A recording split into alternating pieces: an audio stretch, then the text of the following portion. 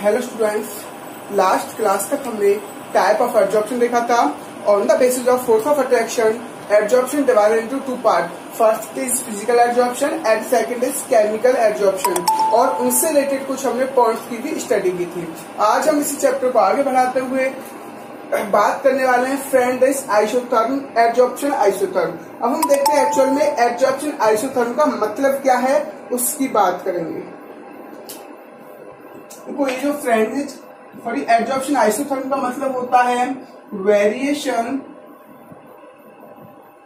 Of extent of absorption, variation of extent of absorption eight constant temperature, eight constant temperature. Isotherm का मतलब क्या हो गया? Eight constant temperature with respect to pressure is called adsorption isotherm।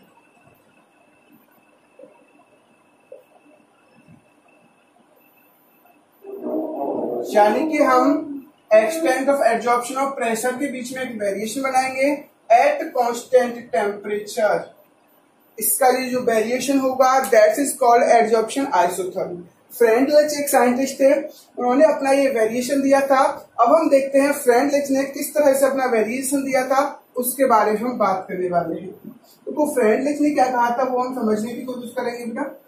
उन्होंने कहा था extent of absorption, XYM represent extent of absorption at with respect to pressure at constant temperature. देखो, starting में जो ग्राफ होगा वो स्ट्रेट लाइन होगा, उसके बाद हल्का सा ग्राफ कर्व हो जाएगा और उसके बाद ग्राफ आपका स्ट्रेट लाइन हो जाएगा। दोबारा समझने की कोशिश करते हैं। देखो, एक चीज याद रखो, स्टार्टिंग में एट स्टार्टिंग यानी कि eight low pressure, low pressure पर ग्राफ क्या है आपका? Straight line. बात समझ में आ रही है? और इसको क्या कहेंगे? ऐसा प्रेशर कहेंगे, ये इसको कहते हैं पीएस यानी कि सैचुरेटेड प्रेशर। पीएस का मतलब होता है सैचुरेटेड प्रेशर। अब आप कितना भी प्रेशर इंक्रीज कर लो, एक ऐसा प्रेशर, अब आप कितना भी प्रेशर इंक्रीज कर लो, x/m की वैल्यू इंक्रीज होने वाली नहीं है। उस प्रेशर को क्या कहेंगे? यहाँ पर हम सैचुरेटेड प्रेशर कहेंगे। आपने देखा स्टार्टिंग में ये क्या थी? स्ट्रेट लाइन थी, उसके बाद ये लाइन क्या हो चुकी है? पूरी कर्व हो चुकी है, कर्व्ड लाइन हो चुकी है। और उसके बाद देखा आपने लास्ट में x/m क्या हो चुका है? आपका कांस्टेंट हो चुका है। तो वो at starting at low pressure, ये आपको स्ट्रेट लाइन दिख रही होगी भी। उसके बाद eight intermediate pressure, eight intermediate pressure, या कह सकते हैं eight moderate pressure, eight moderate pressure. जब थोड़ा सा मॉडरेट प्रेशर होगा उस दौरान जो कर्व होगा, थोड़ा सा उस दौरान ये जो ग्राफ होगा वो कर्व बनेगा इस तरह से। और एट हाई प्रेशर, और हाई प्रेशर पर क्या होगा? ये जो आपका x/m का एक्सटेंट होगा, एक्सटेंट ऑफ एब्जॉर्प्शन होगा, वो क्या हो जाएगा? कांस्टेंट हो जाएगा। अब आप कितना भी प्रेशर इंक्रीज कर लो उस पर कोई इफेक्ट पड़ने वाला नहीं है। अब इन चीजों को हम वन बाय वन एक्सप्लेन करने की कोशिश करते हैं। First is eight low pressure. Actual में लो प्रेशर पर हो क्या रहा है? आपको दिख रहा है लो प्रेशर पर ये जो कर्व है वो स्ट्रेट लाइन दिख रहा है। लो प्रेशर पर ये जो कर्व दिख रहा है आपको स्ट्रेट लाइन दिख रहा है। तो हम कह सकते हैं इन ग्राफ, यानी ग्राफ इज लो प्रेशर पर क्या है? Graph is straight line. Graph क्या है आपका? Straight line. इसका मतलब क्या है? Eight low pressure graph is straight line. What means of this? This means of this x/m is directly proportional to pressure। इसका मतलब हो गया ये जो x/m होगा वह यहाँ क्या होगा? डायरेक्टली प्रोपोर्शनल टू प्रेशर होगा eight constant temperature, eight constant temperature. Temperature क्या होगा आपका यहाँ कांस्टेंट होगा, और ये जो x बाई एम होगा वो प्रेशर के डायरेक्टली प्रोपोर्शनल होगा। बात समझ में आ गई होगी, तभी तो स्ट्रेट लाइन का कट बनेगा। x बाई एम, आप प्रोपोर्शनलिटी साइन को खोलोगे तो ये क्या आएगा आपका kp आएगा। आई होप आपको ये चीज बिल्कुल समझ में आ गई होगी। एट लो प्रेशर पर कर्व आपका इस तरह से बनने वाला है, यानी कि स्ट्रेट लाइन होगा। तो अगर स्ट्रेट लाइन कर्व है तो x बाई एम वो क्या होगा, p के डायरेक्टली प्रोपोर्शनल होगा, और प्रोपोर्शनलिटी साइन को खोलोगे तो क्या आएगा आपका k आएगा। तो at low pressure x by M is equal to kp। इस वजह से ये जो ग्राफ है वो क्या है आपका स्ट्रेट लाइन। आई होप आपको लो प्रेशर पर कंडीशन समझ में आ गई होगी। अब हम बात करते हैं at high pressure. High pressure पे क्या होता है उसको समझने की कोशिश करते हैं। मैं इसको हल्का सा रफ कर देता हूं, उसके बाद इसको हम अच्छी तरह से समझने की कोशिश करेंगे।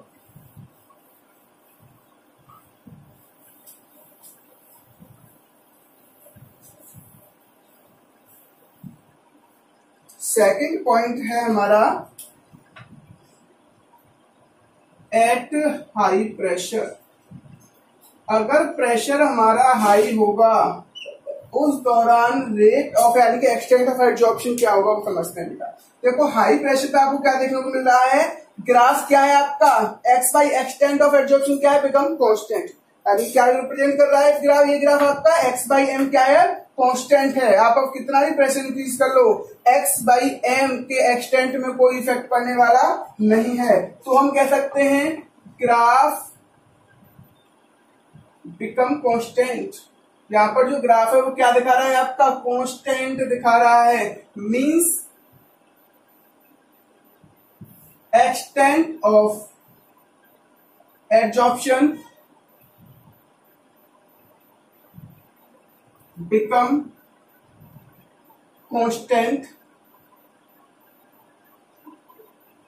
अब ये क्या हो चुका है आपका x बाई एम क्या हो चुका है कांस्टेंट हो चुका है। अब आप कितना ही प्रेशर कर लो बढ़ा लो इसको कोई इफेक्ट पड़ने वाला नहीं है। तो we can say written as x by M equal to constant. So we can say written x by M is directly proportional to p की पावर 0। p की पावर क्या कर देते हैं हम 0, p की पावर 0 क्या होती है 1 होती है। तो x by M equal to के पी नॉट, के पी 0। आपने देखा लो प्रेशर पर फॉर्मूला क्या था x by M equal to के पी था। आपने देखा हाई प्रेशर पर फॉर्मूला क्या हो गया x by M equal to के पी नॉट हो गया। अब हम देखते हैं एट मॉडरेट प्रेशर पर क्या होगा उसकी बात करने वाले हैं। थर्ड कंडीशन की बात करेंगे एट मॉडरेट प्रेशर। आई होप आपको ये यहां तक दोनों सिचुएशन समझ में आ गई होंगी।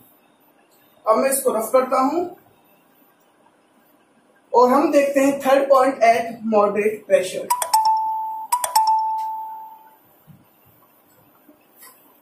थर्ड पॉइंट इज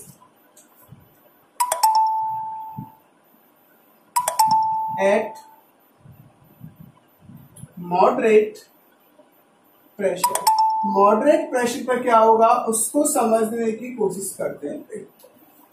आपको क्या दिख रहा है भाई, ये जो ग्राफ है वो कर्व वाला ग्राफ दिख रहा है, तो इसका एक्चुअली मतलब क्या है वो हम समझते हैं। देखो ये क्या रिप्रेजेंट कर रहा है, ये रिप्रेजेंट कर रहा है x by M is depend on power of pressure, यानी कि x बाई एम किस पर डिपेंड करेगा पावर ऑफ प्रेशर पर डिपेंड करेगा। देखो भाई हम समझ लें एक बार, x by M is directly proportional to power of pressure यानी कि 1 बाई एम। और ये जो पावर होगी power of pressure lies between 0 to 1। ये जो पावर ऑफ प्रेशर होगी वो 0 से 1 के बीच में लाई करेगा। इन जनरल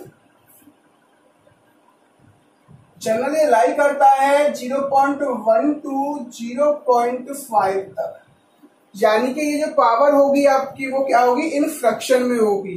ये जो पावर होने वाली है that means power of absorption in fraction, power of pressure in fraction. ये जो पावर होने वाली है वो किस में होने वाली है, आपकी फ्रैक्शन में होने वाली है। तो we can say written as x by m is directly proportional to p की पावर 1 by n, और वेयर n इक्वल टू 2, 3, 4, 5 कुछ भी हो सकता है, लेकिन क्या नहीं हो सकता यहाँ पर, 1 नहीं हो सकता। अगर n 1 हो जाएगा तो p की पावर 1 हो जाएगी, तो कौन सा हो जाएगा, एट लो प्रेशर की कंडीशन हो जाएगी। तो आपका 1 by n क्या हो सकता है, फ्रैक्शन में हो सकता है। तो we can say written as x by m equal to k p की power 1 by n। I hope आपको ये चीज समझ में आ गई होगी। यही क्या है, आपका फ्रेंडलिच आइसोथर्म एडजॉर्प्शन आइसोथर्म की बात है। और ये जो मेन इक्वेशन है फ्रेंडलिच आइसोथर्म की, ये क्या है, सबसे मेन इक्वेशन है। यानी कि एट मॉडरेट कंडीशन में क्या होगा आपका, x by m equal to k p की पावर 1 by n।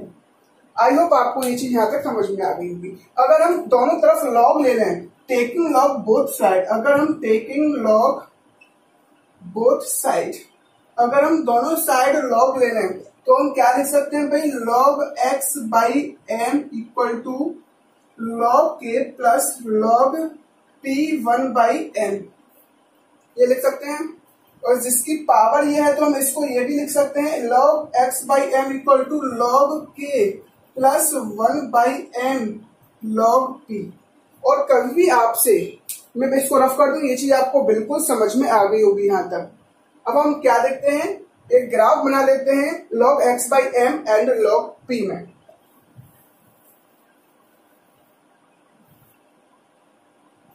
अब हम ग्राफ बना लेते हैं log x by m और p में ग्राफ बनाते हैं log x by m और log p में एक ग्राफ बनाएंगे। तो it is a straight line y equal to c plus m x. तो इंटरसेप्ट पॉइंट क्या आएगा आपका, यहाँ तक log k आएगा। यहां से ग्राफ स्टार्ट होगा, स्ट्रेट लाइन ग्राफ होगा, और यहाँ पर स्लोप क्या होने वाला है हमारा 1 by n। आई होप आपको ये ग्राफ यहां तक समझ में आ गया होगा।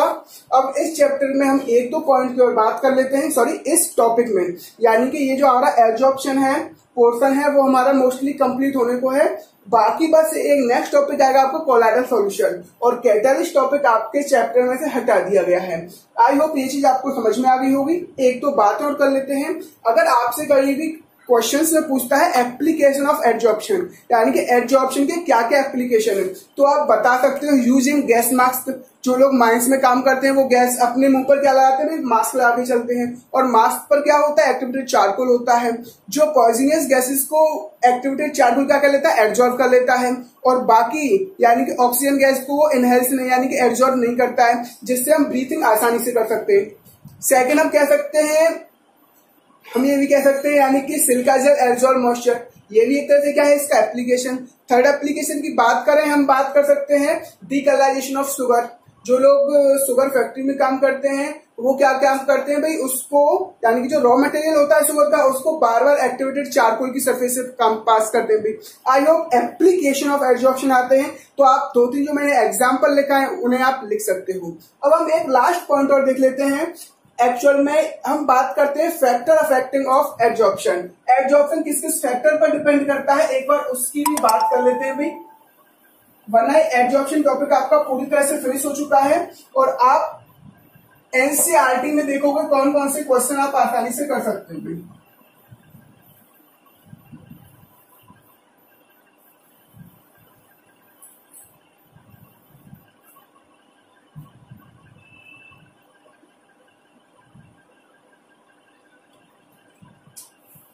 अब हम बात करेंगे फैक्टर अफेक्टिंग एडजॉर्प्शन। कौन कौन से फैक्टर एडजॉर्प्शन को अफेक्ट करते हैं उसकी बात करें। First is nature of adsorbate. देखो जो एडजॉर्ब होता है उसके नेचर से भी एडजॉर्प्शन इफेक्ट होता है। जैसे आपने देखा होगा ये जो H2 गैस होती है, आपने सुना होगा hydrogenation of alkyne. Alkene, suppose that C2H4 का जब आप हाइड्रोजनेशन करते हो in presence of PDNI, it's form C2H6। ये एग्जांपल आपने देखा होगा। It is the hydrogenation of ethylene, hydrogenation of ethene. इसमें एक्चुअल में होता क्या है, H2 गैस जो होती है प्लेटिनम की सरफेस पर या पैलेडियम की सरफेस पर या निकल की सरफेस पर ज्यादा एब्जॉर्ब होती है एज कंपेयर टू आयरन। यहाँ पर हम आयरन क्यों नहीं ले रहे हैं भाई, हम PDNI क्यों ले रहे हैं, क्योंकि ये जो H2 गैस है प्लेटिनम, पैलेडियम और निकल की सरफेस पर मोर एब्जॉर्ब होती है। तो यह एब्जॉर्बेट के नेचर पर डिपेंड करेगा कौन सी गैस किस सरफेस पर ज्यादा एब्जॉर्ब होगी, कौन सी गैस प्लेटिनम पर ज्यादा एब्जॉर्ब हो रही है, कौन सी गैस आयरन पर एब्जॉर्ब हो रही है। इस वजह से ये जो नेचर ऑफ एब्जॉर्प्शन होगा, नेचर ऑफ एब्जॉर्बेट होगा, वो एब्जॉर्प्शन को अफेक्ट करेगा। अगर हम एग्जांपल लिख लें तो we can say written as H2 gas is more absorb